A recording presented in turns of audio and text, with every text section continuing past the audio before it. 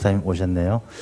우리 2부 찬양대원들 참 귀한 찬양 너무 감사하고 또 이렇게 찬양으로 하나님께 영광 올려드리기 위해서 또 먼저 나오셔서 수고하시는 우리 성가대원들 하나님께서 큰 은혜 주실 줄로 믿습니다. 네. 할렐루야. 네, 똑같은 은혜가 여러분 모두에게 충만하시기를 축원합니다.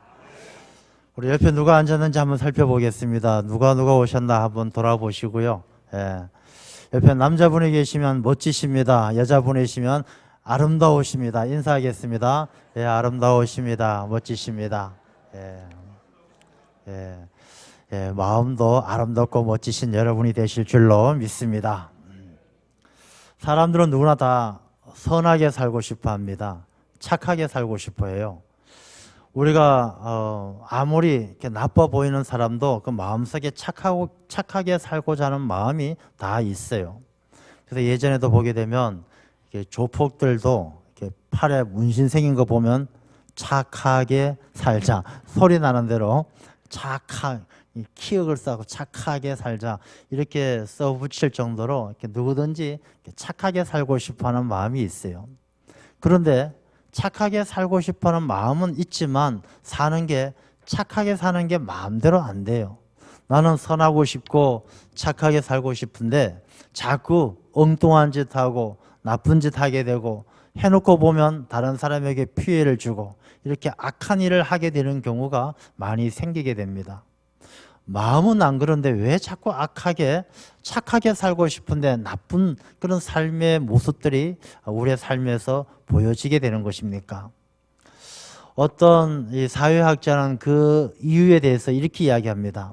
사람이 나쁘게 행동하는 그 이유가 그 사람의 성품이 나빠서가 아니라 악한 유혹, 악한 일에 빠져들 만한 시험과 유혹 가운데에서 과감하게 그것을 뿌리치지 못하는 애매모호한 태도와 우유부단한 성격 때문에 우유부단함 때문에 나쁜 일을 하게 된다 이렇게 설명을 합니다. 사람이 나빠서가 아니라 성품이 나빠서가 아니라 나쁜 걸 알면 딱 끊어야 되고 안 해야 되는데 이 사람들이 애매모호하고 우유부단한 그런 성향 때문에 자꾸 나쁜 길로 착하게 살고 싶지만 나쁜 길로 가게 된다는 것입니다. 그래서 그 사회학자는 그렇게 사람이 애매모호하고 우유부단하게 되어지는 그 원인에 대해서 몇 가지를 설명을 합니다. 첫 번째 그 원인이 무엇이냐 하면 소문이란 것입니다. 소문이라 그러면 사람들의 이야기입니다. 사람들의 이야기. 이 사람은 착하게 살고 싶지만 자꾸만 나쁜 모습으로 표현되어지고 나쁜 길로 가게 되는 이유가 이 세상의 소문에 흔들리기 때문이라는 것입니다. 우리가 살아가는 이 시대는 정보의 홍수다라고 이야기할 만큼 엄청나게 많은 정보가 쏟아집니다. 연세가 많고 적고를 떠나가지고 이 세상에서 쏟아지는 정보를 다 습득하기에는 너무나 부족할 만큼 온갖 이야기가 쏟아지는 그런 시대를 살아갑니다. 근데 많은 정보가 쏟아지다 보니까 정보의 홍수다라고 이야기하는데 홍수가 나게 되면은 먹을 물이 많아지겠습니까? 없어지겠습니까? 홍수가 나면 물은 무지 많은데 먹을 물이 없어지는 거예요. 우리가 이 시대를 살아가는 정보의 홍수 시대도 마찬가지입니다. 쏟아지는 정보는 많은데 정말로 우리 사람들에게 선한 길을 가고 바른 길로 가고 사람들에게 유익함을 주는 정보가 많지가 않다는 것입니다. 그렇지만 이 홍수가 나게 되면 그 더러운 물길에 많이 휩쓸려 가는 것처럼 사람들이 그 더러움에 휩쓸려 가기 때문에 우리가 착하게 살고 싶지만 더러운 길로 나쁜 길로 가게 되는 일이 많이 있다는 것이죠. 소문이란 것이 얼마나 참 사람들에게 상처를 주고 혼란스럽게 합니까? 어떤 분이 감기 걸리셨어요. 감기 걸리셔서 집에서 출근 못하고 하루 누워 계셨어요. 몇 명에만 걸치고 나면 그 사람이 입원해서 다 죽어가죠. 야, 그 양반 큰일 났대, 폐렴이 왔대, 어떻게 입원했대, 병원에서 힘들다고 했대.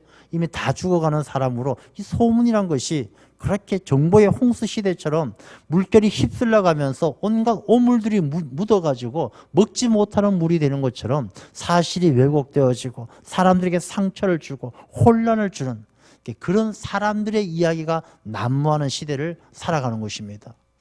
이러한 시대에 그런 사람들의 이야기에 늘 귀가 열려 있어 가지고 누가 뭐라 하면 거기에 솔깃하고 또 누가 다른 이야기하면 거기에 솔깃하고 이렇게 살아가다 보면 그 사람의 삶이 애매모호해진다는 것입니다. 선한 길로 가고 싶지만 선한 길로 가지 못하는 자기의 의지와 상관없이 악한 길로 가게 되는 그런 삶의 결과를 가져온다는 것입니다. 그래서 우리는 선하게 살기 위해서 그리스도인들은 선하게 살아야 돼요. 왜? 하나님께서 선하시니까 나는 선하다. 하나님은 선하시니까 하나님의 사람도 하나님의 성품을 닮아 선해야 될 줄로 믿습니다. 선하게 살기 위해서는 우리가 세상의 소문, 사람의 이야기에 내 귀가 열려서 되는 것이 아니라 주님께서 말씀하신 것처럼 들을 귀 있는 자는 들으라. 주님의 말씀에 귀를 기울여야 할 줄로 믿습니다. 그 다음에 사람들이 선하게 살고 싶어도 살지 못하는 두 번째 이유가 무엇이냐면은 너무 바빠서라는 것입니다. 바쁘다는 것이죠. 이 너무 바쁘다 보니까 정말로 자기 자신이 선하게 하나님은 선하시니까 선한 삶을 살아야 되는데 이 선한 삶을 살기 위한 본질에 대한 수고와 애쓸 시간이 없다는 것이죠. 너무 바쁘잖아요. 특별히 한국 사람 무지무지 바빠요. 우리 교회뿐만 아니라 뭐 이 한국 사회에 살아가시는 뭐 애노케든 가정주부든 뭐 누가 보기엔 직장도 없고 별로 특별히 하시는 일도 없는데 전화해보면 다 바쁘대요. 무지 바쁘대요. 그래서 우리나라 사람들 외국 가면 전 세계적으로 빨리빨리란 말은 다 알아듣잖아요. 우리가 어디 해외 나가보면 한국 사람들 보면 인사가 빨리빨리가 인사예요. 그만큼 바쁘게 분주하게 살아요. 근데 여러분 정말로 한번 곰곰이 생각해 보십시오. 뭐 때문에 그렇게 바쁘게 사는 것입니까? 우리가 살아갈 때 굉장히 바빠요. 뭐 이런 일도 저런 일도 바쁜데 그 바쁜 목적, 왜 바쁜지, 무엇을 위해서 바쁜지를 한번 곰곰이 생각해 보신 적이 있으십니까? 그냥 백수가 과로사 한다는 그런 시대를 살아가면서도 왜 바쁜지는 몰라요. 자기가 무엇 때문인지 몰라요. 그냥 바쁜 이유가 잘 먹고 잘 살면 되는 줄 알고 쫓아다니다 보면 뭐 잘 될 줄 알고 그냥 바쁜 삶을 살아가죠. 그렇게 쓸데없는 일에 무엇을 입을까 먹을까 마실까 이런 일에 바쁘다 보니까 정작 우리가 하나님의 백성으로서 하나님께서 우리에게 원하신 먼저 그의 나라와 그의 의를 구하라. 전도서의 말씀처럼 사람의 본분, 하나님을 경외하고 말씀을 지켜 행하는 우리 삶의 본분을 잊어버리고 사는 시간들이 너무 많다는 것입니다. 우리가 하나님께서 원하시는 선한 삶을 살기 위해서는 우리가 세상 일에 육신을 위해서 분주하고 바쁘게 살아갈 것이 아니라 우리가 잠시 멈추어 서서 내가 사람의 본분을 다하는 하나님을 경외하고 말씀을 지켜 행하는 삶의 본분을 회복할 때에 우리의 삶이 하나님의 뜻 가운데 서게 될 줄로 믿습니다. 또 세 번째, 사람들이 이렇게 선하고 싶어도 선한 길로 가기 힘든 세 번째 이유가 뭐냐 하면 사람 때문이에요. 사람이 사람 때문에 우리가 선하게 사는 것이 힘들어요. 주변에 많은 사람들이 지켜봐요. 저 사람 어떻게 사나? 선하게 사나? 나쁘게 사나? 우리가 선하게 산다는 것은 하나님 보시기에 바로 서는 것이 선한 것인데 사람들은 착각을 해요. 다른 사람들에게 인기를 얻는 것이 선한 길이고 잘 사는 것이라고 착각을 해요. 야, 사람들 잘한다 좋다 이러면 그게 진짜 착하고 좋은 길인 줄로 착각한다는 것입니다. 그런데 세상의 사람들은요, 남이 잘 되는 걸 좋아할까요? 잘못되는 것을 좋아할까요? 남이 자기가 잘 되는 것보다 남이 잘못되는 것을 더 좋아하는 것이 이 사람들 마음속에 있는 죄의 본성이에요. 그러니 우리가 사람들 눈에 좋다 소리를 듣기 위해서는 점점 이 죄된 길로 갈 수밖에 없는 것이죠. 야, 저 사람 대단하다. 남의 것을 다 남을 짓밟고 성공해서 아주 회장까지 올랐다. 세상의 사람들은 부러워하고 좋다 그래요. 대단하다. 자기 자신은 그게 최고인 줄 알아요. 그러나 그 길이 선한 길이 아니라 악한 길이라는 것을, 하나님 보시기에 악한 길이라는 것을 모른다는 것입니다. 우리가 정말로 하나님께서 기뻐하고 하나님께서 원하시는 선한 길을 가기 위해서는 사람들의 눈에 마음에 드는 것이 아니라 사람들의 눈에 드는 것이 아니라 하나님 눈에 들어야 되고 하나님 마음에 들어야 할 줄로 믿습니다. 우리가 그렇게 하나님의 마음에 들어야 하나님의 눈에 들어야 우리가 가는 그 길이 하나님이 기뻐하시는 길이 된다라는 것입니다. 그래서 사람들이 선하게 살고 싶지만 악한 길로 가게 되는 그런 이유들이 소문 때문이고 분주한 일상 때문이고 사람 때문이고 여러 가지 수많은 핑계 때문에 우리가 선하게 살고 싶지만 선한 길로 가지 못하는 그런 모습들이 나타난다는 것입니다. 우리가 살아가는 그런 일반적인 삶에서뿐만 아니라 우리의 신앙생활도 마찬가지예요. 우리가 사순절을 통해서 그렇게 이야기합니다. 사순절을 말씀을 읽고 기도하면서 주님께서 가신 그 길 따라가야 합니다. 주님께서 가신 십자가의 길을 따라가야 합니다. 그렇게 이야기합니다. 근데 그 길을 가고 싶지만 주님께서 가신 그 길을 가고 싶지만 주님을 따라가고 싶지만 그것을 온전하게 따라가는 것이 참 어려운 일이다라는 것입니다. 우리가 세상에 소문이 많고 또 세상 가운데 분주한 일상이 있고 사람들의 여러 가지 시선을 바라보면서 선한 길을 가고 싶어도 가지 못하는 것처럼 주님께서 가신 그 길을 따라가고 싶지만 따라가지 못하게 하는 수많은 여러 가지 이유들이 있다는 것입니다. 그러면 우리가 그런 이유들을 어떻게 극복하고 어떻게 우리가 주님 가신 그 길을 잘 따라갈 수 있는가, 우리가 그것을 오늘 본문의 말씀을 통해서 우리가 상고하고자 합니다. 우리가 하나님께서 원하시는 사람은요, 우리가 하나님께서 그렇게 말씀하셨어요. 내가 거룩하니 너희도 거룩하라. 경건한 삶을 말씀하시는 것이죠. 저는 가끔씩 이렇게 윤동주의 시 가운데 하늘 우러러 한 점 부끄러움이 없기를 잎새 이는 바람에도 나는 괴로워했다. 그 구절이 이렇게 늘 마음에 와닿을 때가 있어요. 이 윤동주 씨가 전에도 한번 윤동주에 대해서 말씀을 드린 적이 있습니다만은 이분이 기독교인이잖아요. 기독교 집안에서 기독교인인데 이 구절만 보더라도 이분이 얼마나 영적으로 민감했던가라는 것이 느껴져요. 우리가 하늘을 우러러 한 점 부끄러움이 없기를.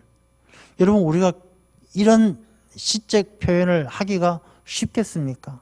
하늘 우러러 한 점 부끄러움이 없기를, 이 용어 자체가, 이 단어 자체가, 이 어휘 자체가 그 마음속 깊은 성찰이 없으면, 자기 삶에 대한 깊은 성찰이 없으면 할 수 없는 어휘거든요. 우리가 하늘을 우러러, 여러분들 하늘을 우러러 보면서 야, 하늘 참 맑다, 좋다, 그렇게 한번 생각해 보신 적이 아마 기억이 좀 가물가물하신 분들이 많을 거예요. 그럴 수밖에 없는 것이, 하늘 쳐다보면 미세먼지밖에 없으니까 쳐다볼 하늘도 없는 그런 시대를 사니까. 하늘을 우러러 한 점 부끄러움이 없기를 하는 그 마음속에 얼마나 이 윤동주 씨는 하나님을 두려워하고 참 선한 길로, 하나님이 거룩하니 나도 너희도 거룩하라, 얼마나 하나님을 닮아가는 마음이 그 마음속에 느껴지는 거예요. 그 가운데 잎새 이는 바람에도 나는 괴로워했다. 잎새 이는 바람, 작은 바람에도 그 영혼이 깊은 떨림을 느끼는 거예요. 우리가 누군가에게 한마디 들으면 그냥 에이, 듣기 싫은 소리 들었네, 그러니까 잊어버리는 것이 아니라, 누가 한마디 하면, 누가 작은 자극을 주면 깊은 영혼이 울림을 갖는 거예요. 내가 정말 하나님 앞에 부끄럽지 않는가? 내가 기독교인으로 부끄럽지 않는가? 그런 깊은 성찰의 삶을 살았던 것이 느껴지는 것이죠. 그래서 저는 오늘 본문의 이 말씀을 통해서도 우리도 정말 깊은 영적인 떨림이 있었으면 좋겠습니다. 우리가 사순절을 통해서 습관처럼 그냥 타성에 젖어져서 사순절이니까 말씀 읽으라니까 읽어보고 기도하라니까 기도하고 그러는 것이 아니라, 말씀 읽읍시다 하는 그 한마디가 내 잎새 이는 바람처럼 나에게 그 떨림이 내 영적인 깊은 울림이 되어서 이 말씀을 깊이 상고하는 가운데 정말 온전하게 주님을 따를 수 있는 그런 우리 모두가 되시기를 축원합니다. 사람이라도 다 똑같은 사람이 아니잖아요. 여기 앉아 계신 몇백 명의 성도님들이 계시지만 다 생각도 다르고 마음도 다르고 우리 인생이 다 다른 것이죠. 주님을 따르는 믿음도 다 달라요. 내 믿음은 어떤 믿음인가? 정말 주님을 온전히 따르고 있는 그런 믿음인가? 라는 것을 우리가 잘 돌아보면서 오늘 본문의 말씀을 통해서 나는 주님을 따르는 일에 이런저런 핑곗거리, 이런저런 이유들로 인해서 소홀하지 않고 하나님을 잘 따르고 있는가 돌아보는 가운데 우리가 잃어버린 길을 찾고 길 잃은 양이 아니라 주님 가신 그 길을 따라갈 수 있는 목자가 되신 주님을 따라갈 수 있는 우리들이 되어야 할 줄로 믿습니다. 먼저 오늘 본문의 말씀 가운데 보게 되면 어떤 사람이 여짜오되 어디로 가시든지 나는 따르리다 이렇게 이야기합니다. 이 사람이 누구냐 하면 마태복음 8장에도 이 본문의 내용이 나오는데 이 사람은 서기관이죠. 서기관. 오늘날로 말을 한다라면 한 신학 교수, 신학자쯤 되겠죠. 그래서 이 서기관은 늘 이 율법을 필사하면서 살아가는 분이에요. 하나님의 말씀, 하나님에 대해서 누구보다도 공부를 많이 하고 잘 아는 사람이에요. 그런데 이 사람이 예수님에게 당신이 어디로 가시든지 나는 따르겠습니다. 이렇게 이야기하는 거예요. 그러니까 이 사람이 이렇게 이야기하는 이유가 무엇일까요? 이 서기관은 누구보다 율법에 대해서 잘 알고 있었기 때문에 예수님께서 하시는 말씀이 얼마나 귀한 말씀인지 잘 알았던 거예요. 야, 저 선생님 하시는 말씀이 참 깊은 깨달음이 있고 너무나 아주 좋은 말씀이다. 훌륭한 선생님이다. 잘 알고 있었던 것이죠. 그래서 이 서기관의 생각은 이제 이런 생각을 하는 것이죠. 야, 저분을 따르는 것이 참 좋겠다. 그래서 어디로 가시든지 나는 따르리다. 따르는 것이 늘 중심이 나는이죠. 나는 따르겠습니다. 신앙의 중심, 예수님을 따르는 중심이 자기 자신에게 있었다라는 것이죠. 이 자기 자신에게 있었다는 이 말씀은 내가 예수님을 따름으로 말미암아 나에게 참 유익이 되겠다. 내가 사회적으로 성공하는데 도움이 되겠다. 내가 예수님을 따름으로 말미암아 내가 잘 되겠다. 이런 생각을 가지게 된 것이죠. 그래서 예수님에게 이야기하는 것입니다. 내가 당신이 어디로 가든지 따르겠습니다. 이 어디로 가든지가 이 서기관이 생각할 때는 좋은 길, 잘 되는 길, 성공하는 길, 그 길을 이야기하는 것입니다. 그래서 나는 따르리다 이 말씀 속에 내가 따른다는 것은 주님께서 가시는 그 길이 십자가의 길이고 고난의 길이고 어려운 길이라서 따르는 것이 아니라 나는 내가 성공하기 위해서 잘되기 위해서 얼마든지 당신을 따를 의향이 있습니다 라는 이야기를 하는 것이죠. 그때 예수님께서 하시는 말씀이 여우도 굴이 있고 공중에 새도 집이 있으되 인자는 머리 둘 곳이 없도다. 여우가 누구입니까? 이 여우는 헤롯 왕을 이야기합니다. 헤롯. 여우도 굴이 있다는 것은 이 헤롯이 이 굴을 지은 것처럼 헤롯 당이 있어가지고 세상의 권력을 잡아서 세상의 권력을 휘두르면서 왕이 되어서 잘 사는 그 무리들을 이야기하는 것이죠. 그 다음에 공중의 새도 집이 있다 그랬는데 이 공중의 새라는 것은 이 공중의 새는 성경 말씀에 보게 되면 마태복음 13장에 보게 되면 이 좋은 밭의 비유가 나오죠. 복음의 씨앗이 떨어지면 이 길가에 뿌려진 씨앗을 이 새가 와서 다 쪼아 먹는 거예요. 이 공중의 새라는 것은 이 말씀을 훔쳐가는 악한 세상에 유혹하는 영들이고 미혹하는 영들이에요. 그러니까 하나님을 섬기고 복음을 영접하는 일을 방해하는 세력들이죠. 그 공중의 새들도 집이 있어요. 이 세상에 자리 잡고 살아가는 거예요. 그러니까 이 세상에는 세상의 권력을 탐하는 사람들도 잘 먹고 잘 살고 복음을 영접하지 않고 하나님의 일을 방해하는 사람들도 잘 먹고 잘 사는데 그렇지만 인자는 머리 둘 곳이 없다. 이 인자가 누구냐 하면 예수님이시죠. 예수님은 이 땅에 머리 둘 곳이 없다라는 것은 그만큼 나는 이 세상의 중심을 두고 세상 가운데 성공하기 위해서 사는 사람이 아니다라는 것을 말씀하시는 거예요.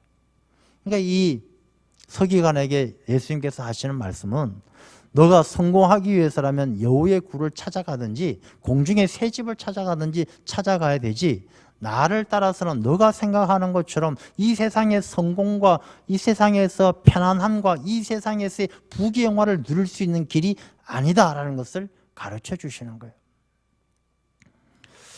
여러분, 우리가 이 말씀을 통해서 우리 자신이 예수님을 따르는 모습을 다시 한번 생각해 보아야 하겠습니다. 내가 예수님을 따르는 것이 나는 따르리다. 야, 내 의지, 내 생각 가지고 따른다라면 예수님을 믿으면 내가 잘 될 것이라고 기대하고 예수님 믿으면 우리 집이 잘 되고 사업이 잘 될 것이라고 기대하고 예수님을 믿는다라면 우리가 예수님을 제대로 따르는 것이라고 말할 수가 없다는 것입니다. 우리가 예수님께서 가시는 그 길은요, 십자가의 길이었어요. 예수님께서 가시는 그 길은 조롱과 멸시당하는 길이었어요. 우리가 예수님을 제대로 따르려면 내가 중심이 되어서 내가 잘 되기 위해서 따르는 것이 아니라 조롱과 멸시 속에서도 예수님께서 가신 그 길이라면, 예수님의 말씀이라면, 예수님의 뜻이라면 그분을 따르는 그 길이 진짜 주님을 온전히 따르는 길인 줄로 믿습니다. 그래서 우리가 예수님을 제대로 따른다는 것이 그 따르는 그 주체가 내가 아니라 내가 잘 되기 위해서, 성공하기 위해서 내가 의지를 가지고 주님께서 어디로 가시든지 따르겠다. 주님께서 가시는 그 길이라면 잘 되고 성공하고 복된 길이기 때문에 따르겠다라는 그런 자기중심적인 신앙이 아니라 예수님께서 가신 그 길이라면, 주님이시라면, 주님과 함께라면 내가 조롱을 당해도, 내가 외로워도, 내가 멸시를 당해도 주님께서 가신 그 길을 주님께서 가셨기 때문에 주님 중심으로 내가 따르겠습니다. 그런 신앙의 고백이 우리가 이 세상에서 길 잃지 아니하고 주님 가신 그 길을 제대로 따라가는 길인 줄로 믿습니다. 그래서 우리가 이 사순절을 통해서 우리 자신을 돌아볼 때에 내 신앙생활이 취미생활처럼 재밌고 즐겁고 나를 중심이, 내가 중심이 되어서 내가 좋아서 하는 그런 신앙생활이 아니라 내가 힘들고 어려워도 멸시당하고 고통당해도 주님의 뜻이라면, 하나님의 뜻이라면 나의 원대로 마옵시고 아버지의 뜻대로 하옵소서, 그 믿음으로 주님 가신 그 길을 따라갈 수 있는 그런 신앙의 결단이 우리에게 있어야 할 줄로 믿습니다. 두 번째 보게 되면 예수님이 또 다른 사람에게 이렇게 말씀합니다. 나를 따르라 하니까 그 사람이 하는 이야기가 나로 먼저 가서 내 아버지를 장사하게 허락하옵소서.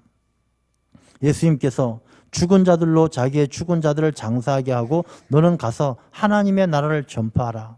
예수님께서 나를 따르라 했는데 그 사람이 나로 먼저 가서 내 아버지를 장사하게 허락하옵소서. 우리가 이 말씀은 잘 우리가 이해를 해야 될 말씀인데 이것은 이 이스라엘 사람들의 표현 방법을 잘 이해를 해야 되죠. 우리가 친구를 만났어요. 야, 언제 밥 한번 먹자 이러면 몇 년 걸립니까? 언제 먹을지 모르거든요. 야, 밥 한번 먹자 이러면은 한 3, 4년 걸리죠. 우리가 은유적인 표현이죠. 그냥 인사말처럼 밥 한번 먹자 그러면 나중에 볼 수 있으면 보고 말면 말고 그냥 인사치레로 하는 표현이죠. 밥 한번 먹자고 해서 진짜 밥 먹자는 표현이 아니죠.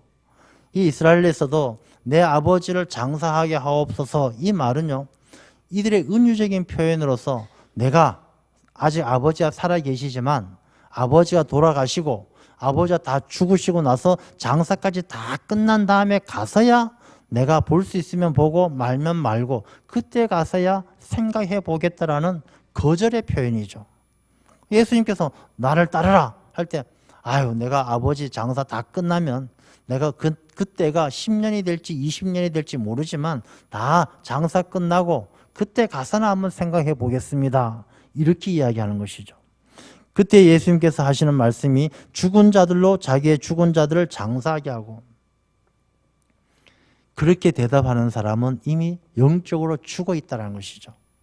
그렇게 대답한다는 것은 오늘날 우리식의 표현대로 한다라면 예수 잘 믿으십시오, 교회 나와서 예수 믿으십시오 라고 이야기했을 때 나중에요, 시간 되면 우리가 나중에 돈 많이 벌어서 먹고 살만하면 형편되면 나가겠습니다 이렇게 표현하는 것하고 똑같아요.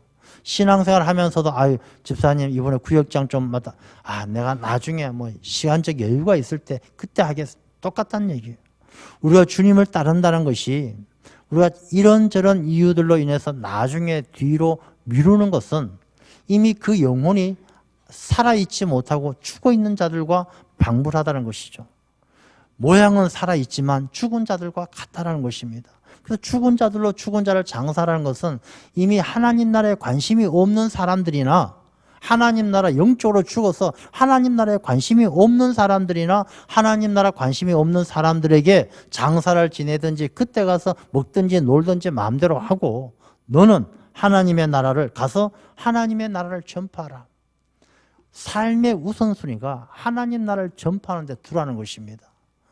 우리가 주님을 온전히 따른다는 것이 다른 데 있지 않아요. 삶의 우선순위가 어디에 있는가를 보면 알아요. 저 사람이 신앙생활 잘한다. 하나님의 나라가 우선인 사람은 신앙생활 잘하는 거예요. 하나님 나라보다 내가 먹고 사는 게 우선인 사람은 하나님보다 세상이 먼저인 사람이죠. 하나님과 재물을 겸하여 섬길 수 없다라고 했는데, 하나님을 택하면 재물보다 하나님을 먼저 택하면 하나님의 사람이고, 하나님보다 재물을 먼저 택하면 이 물질의 사람이고, 우리가 어디에 우선순위를 두느냐에 따라 그 사람의 삶이 달라지는 것이죠. 우리가 주님을 온전히 따르게 해 주십시오. 주님을 따르는 제자가 되게 해 주십시오. 그렇게 기도하고 소망하면서도 정작 선택할 때에는 우리가 하나님의 나라를 선포하는 것이 아니라 다른 바쁜 일, 하나님의 나라는 아버지를 장사하고 나서나 모든 세상의 즐거움과 세상의 볼일을 다 보고 나서야 그때 가서 생각해 보겠습니다 라고 말하는 사람은 영적으로 죽은 자들이고 주님을 온전히 따를 수가 없다는 것입니다. 여러분, 사순절을 지난 이때 내 삶의 우선순위가 어디에 있는가 한번 돌아보시기를 바랍니다. 우리가 죽은 자를 장사하는, 아버지가 죽고 나서 장사까지 다 끝나고 나서 그때 가서야 생각해 보겠습니다 하고 세상의 일이 우선이고 하나님 나라를 선포하는 일, 전파하는 일이 그 모든 일들보다 우선순위에 뒤로 밀린다라면 우리가 주님을 온전히 따르는 삶을 살 수가 없는 것입니다. 우리 인생의 가장 우선순위가 하나님 나라가 되시기를 축원합니다. 내 인생의 최고의 우선순위가 예수 그리스도가 되시기를 축원합니다. 그러면 바로 그 삶이요, 예수님의 제자된 삶이고 하나님의 마음에 합한 자가 된다라는 것입니다. 다윗도 얼마나 많은 죄를 저질렀습니까? 그럼 다윗은 시편을 통해서 다윗의 고백을 보면요, 하나님이 제일 우선이에요.